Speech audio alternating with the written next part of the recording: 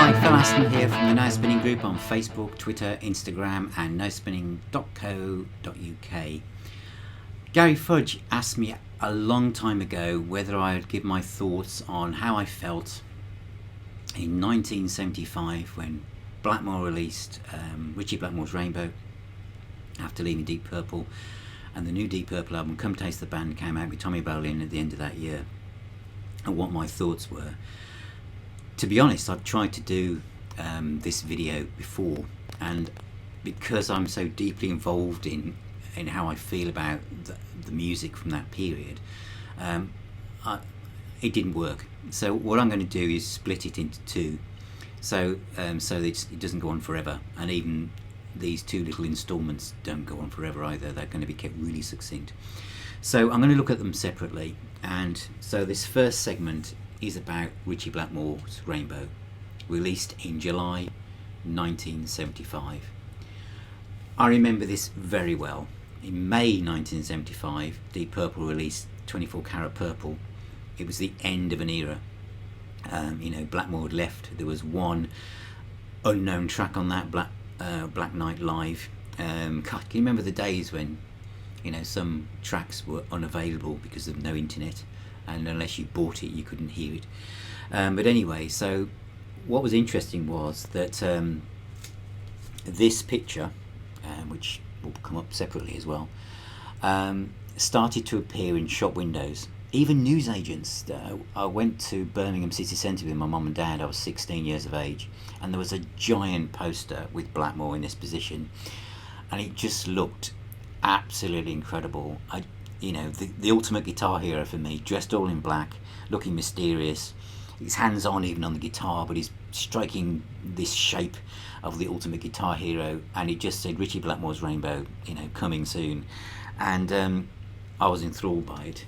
And the cover looked like something from a Walt Disney film perhaps, but it was glossy. So in July I'd left school, hadn't started work yet. It was £3.25. £3.25 in 1975 is a lot of money. When I started work, my first wage packet was, I think, 14 quid. So it's almost a third of my wages, and then I had to give mum and dad like a fiver. So it's like all my money gone. And I was with a mate, and he said, apparently it's supposed to be a mixture between Zeppelin and Purple. I wouldn't go that far. And in a way, I was a bit disappointed as well, because it wasn't all out riffage as I thought it might be. But I'd heard two tracks. I'd heard Man on a Silver Mountain, which got played on the John Peel show on a Saturday afternoon after Alan Freeman, where Blackmore was interviewed, and they also played 16th Century Greensleeves. So two of the best tracks really.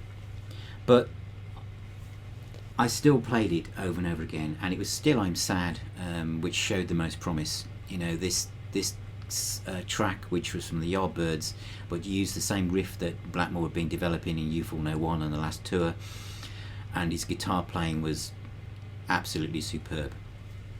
So this really was a fantastic album for me. So this was the soundtrack to the summer of '75, with Physical Graffiti by Led Zeppelin, Straight Shooter by Bad Company. Those were the three that I kind of played in quick succession really, and when I went to work, this is what I came home and put on straight away, which was Man on a Silver Mountain. Man on a Silver Mountain, I say, great riff. It sets the tone for the album. You know where you are when this starts. 4 minutes 38 seconds of fantastic Blackmore. Self-portrait's more reflective, but great guitar solo. Black Sheep of Family was a kind of cover version by Quatermass. An unusual track, but apparently one of the reasons why he left Purple, which I find hard to believe, but nevertheless. And he's redone that as a new digital-only single with his reformed kind of Rainbow. Catch the Rainbow, 6 minutes 40 seconds of a track that owes a lot to Hendrix, Little Wing, but it's a great track, and it would go on to be almost like 20 minutes long and longer when Rainbow hit the stage. Snake Charmer is another hard-hitting rock song, with Dio apparently singing about Blackmore himself, although at this stage I presume they were getting on rather well. Temple of the King features Ritchie Blackmore playing acoustic guitar, and is a wonderful ballad which he did resurrect in the 90s, and he did some great soloing over that. If You Don't Like Rock and Roll is the lowest point of the album, 2 minutes 36 seconds of a track that really doesn't belong, and it's the only one that features a standalone keyboard solo, which is more like kind of ballroom piano really. 16th Century Greensleeves, 3 minutes 35 seconds, is a track that also became a staple of the live shows. And then Still I'm Sad, 4 minutes of guitar excellence. So it was still came out under Deep Purple overseas in the credits, only lyrics to one track, a wonderful laminated sleeve.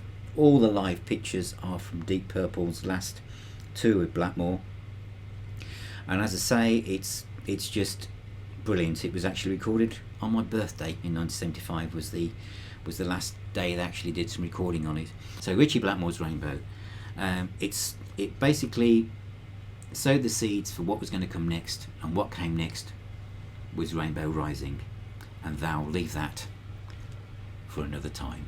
Thank you for watching. See you soon. Thank you.